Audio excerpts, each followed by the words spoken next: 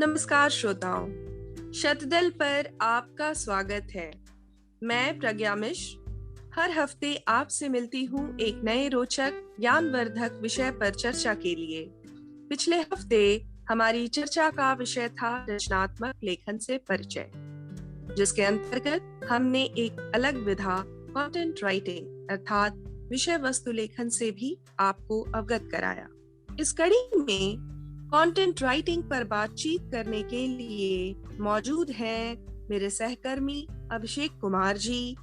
अभिषेक, आप इस समय सूचना प्रौद्योगिकी के क्षेत्र में कार्यरत हैं, मास कम्युनिकेशन के छात्र रहे हैं और बतौर पत्रकार अपनी सेवाएं दे चुके हैं। कंटेंट राइटिंग पर आज की चर्चा को आगे बढ़ाते हुए मैं आमंत्रित करती हूँ अभिषेक कुमार जी को कि वे अपना परिचय दें और हमारे श्रोताओं के साथ उनका अनुभव साझा करें। धन्यवाद प्रज्ञा। सबसे पहले तो अपने पॉडकास्ट के साथ आप जिस यात्रा पर निकली हैं, मुझे उस यात्रा में शामिल होने का मौका देने के लिए आपका बहुत बहुत धन्यवाद। कहते हैं ओल्ड इज गोल्ड कहलाता है, इसलिए तो कानपुर आज भी दुलारी ज्वेलर्स ग्रुप पर अपना भरोसा जताता है। दुलारी ज्वेलर्स ग्रुप, कानपुर की pure old and trusted jewellery showroom. Visit की Dulari jewellers Kidwai Nagar and Dulari jewellers Lal Bangla. आपसे आए दिन बात भी होती रहती है कि किस तरह ऐसे कई विषय हैं जिनके बारे में इंटरनेट पर हिंदी भाषा में ज्यादा कुछ उपलब्ध नहीं है। अभी हाल ही में आपके चैनल शतदल पर आपने रचनात्मक लेखन से संबंधित एक पोस्ट डाला था। ये पोस्ट एक उदाहरण है कि किस तरह तकनीक की मदद से हम आम जन तक विभिन्न विषयों के बारे में जानकारी उनकी अपनी हिंदी भाषा में पहुंचा सकते हैं। आपके इस प्रयास के लिए आपको ढेरों शुभकामनाएं। धन्यवाद अभिषेक। देखिए प्रज्ञा, रचनात्मक लेखन से संबंधित आपके पॉडकास्ट को सुनते हुए सबसे पहले तो मुझे एक पुरानी बात याद आई। उस समय मैं यही कोई 12-13 साल का था और मैंने कविताएं लिखनी शुरू कर दी थी। और मैंने जो ये पूछते थे कि बेटा बड़े होकर क्या बनोगे, उनसे ये भी कहना शुरू कर दिया था कि मैं बड़ा होकर पत्रकार बनूंगा। और सही बताऊं तो ऐसा कहते हुए मुझे जिस बात की अनुभूति होती थी उसे आज की भाषा में कूल लगना कहते हैं। ये बात मेरी माँ को पता चली, उन्हें बड़ी चिंता।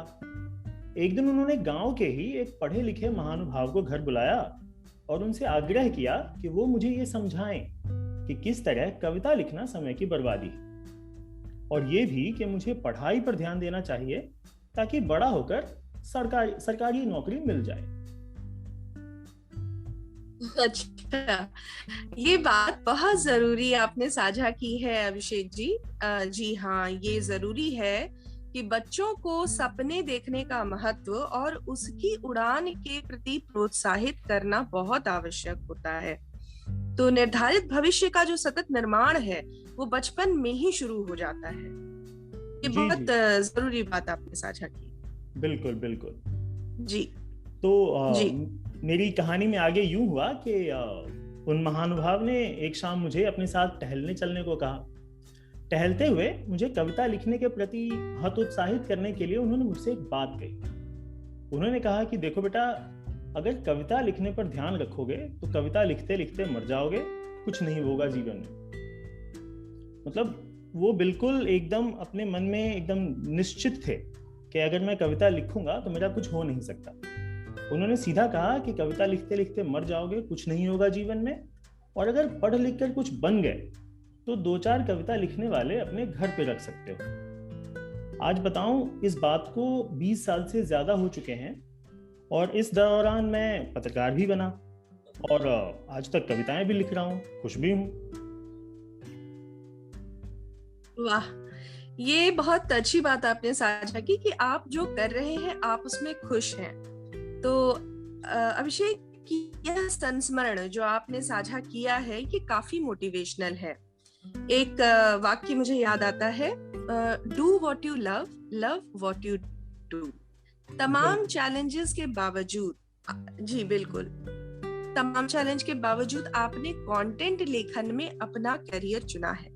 आज आप उसमें सफल हैं, आगे सीखते जा रहे हैं। हम अपने सभी श्रोताओं को बताना चाहेंगे कि कंटेंट राइटिंग का सीधा अर्थ है ऐसा लेख जिसमें किसी विषय की जानकारी दी गई हो। इसमें स्टोरी, रिव्यू, स्लोगन, एडवर्टाइजिंग और अन्य लेख भी लिखे जा सकते हैं। कंटेंट राइटिंग का मतलब सिर्फ लेख लिखना ही नहीं होता, बल्कि आपके द्वारा लिखा गया लेख कितना उपयोगी और महत्वपूर्ण है, उसमें बताई गई जानकारी सही है या नहीं, ये सबसे जरूरी होता है। इस क्षेत्र के लिए मास कम्युनिकेशन की डिग्री होगी तो एक बेस मिलेगा। यह ऐसा कोर्स है जिसमें मास मीडिया की पूरी जानकारी प्राप्त की जा सकती है। इसके साथ ही यदि आपको अंग्रेजी राइटिंग करनी है, अंग्रेजी भाषा में पकड़ बनाए, हिंदी राइटिंग करनी है, हिंदी भाषा की अच्छी समझ होना जरूरी। अभिषेक, आप हमें ये बताएं कि आप इस समय कंटेंट राइटिंग के फील्ड में हैं, तो रचनात्मक लेखन और विषय वस्तु लेखन के क्षेत्र में करियर बनाने की चाह रखने वाले कैसे शुरुआत करें?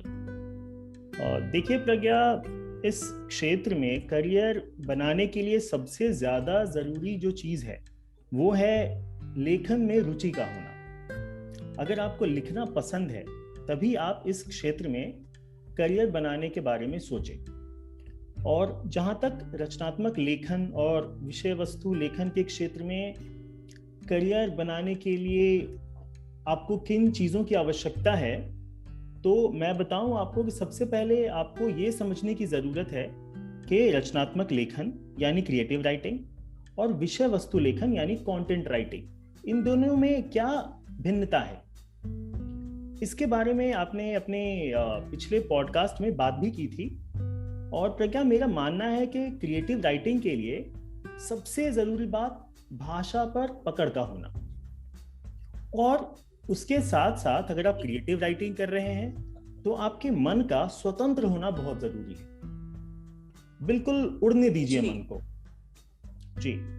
और वहीं अगर आप कंटेंट राइटिंग की बात करें तो इसके लिए आपको भाषाई ज्ञान के साथ साथ उस विषय के बारे में पर्याप्त जानकारी और साथ ही उस लेख के ऑब्जेक्टिव यानी उद्देश्य की जानकारी भी बहुत आवश्यक हो जाता है। जी बिल्कुल, मैं बहुत सहमत हूँ आपसे कि टेक्नोलॉजी पे पकड़, सही जानकारी, पाठक की पहचान, अप टू डेट नॉलेज, सही रिसर्च, ये सब कुछ जरूरी है। और इस क्षेत्र में, इस कड़ी को आगे बढ़ाते हुए एक और प्रश्न आपसे अभिषेक, इस क्षेत्र में नौकरियों की संभावना के बारे में आपके क्या विचार हैं? देखिए प्रज्ञा, इन दिनों पिछले कुछ सालों में पिछले कुछ सालों को अगर देखा जाए तो इस क्षेत्र में नौकरियों की कभी कमी नहीं रहती। इस क्षेत्र में करियर बनाने के अगर देखा जाए तो कई रास्ते हैं, जिसमें से आप कह सकते हैं कि आप नॉवेल लिख सकते हैं, आप पोएम्स लिख सकते हैं। अगर आपको सिनेमा और टीवी के लिए लिखने में रुचि है तो आप उनके लिए गाने, संवाद या कहानियां भी लिख सकते हैं। आप सोशल मीडिया के माध्यम से या स्टेज पर अपनी कविताएं, कहानियां आदि सुनाने को भी अपना करियर बना सकते हैं। अगर आप वेबसाइट के लिए लिखना चाहते हैं तो आप किसी कंपनी के लिए आप उनकी वेबसाइट पर लिख सकते हैं, आप उनके लिए प्रेस विज्ञप्ति लिख सकते हैं। और अगर आप चाहें तो आप अपने पसंद के विषय पर किताब भी लिख सकते हैं। और ये सब करने के लिए अगर मैं बताऊं प्रज्ञा, तो हर किसी के पास दोनों ही विकल्प उपलब्ध होते हैं। या तो वो नौकरी पेशा बनकर ये सब सारी चीजें कर सकते हैं, या फिर वो स्वतंत्र लेखन भी कर सकते हैं, जिसे हम फ्रीलांस राइटिंग कहते हैं। जो मैं वापस से वही बात दोहराना चाहूंगा प्रज्ञा, कि जो सबसे जरूरी बात इस क्षेत्र में करियर बनाने के लिए है वो यही कि आपको लिखने में और लिखने के लिए पढ़ने में आपको रुचि का होना बहुत जरूरी है। अगर आपको ये पसंद है तभी आप इस क्षेत्र में करियर बनाने के बारे में सोचें। कहते हैं ओल्ड इज गोल्ड कहलाता है, इसलिए तो कानपुर आज भी दुलारी ज्वेलर्स ग्रुप पर अपना भरोसा जताता है। दुलारी ज्वेलर्स ग्रुप, कानपुर की pure, old and trusted jewellery showroom. Visit की Dulari jewellers, Kidwai Nagar and Dulari jewellers, Lal Bangla. अच्छा अभिषेक जी, वाकई महत्वपूर्ण जानकारियां साझा की हैं आपने।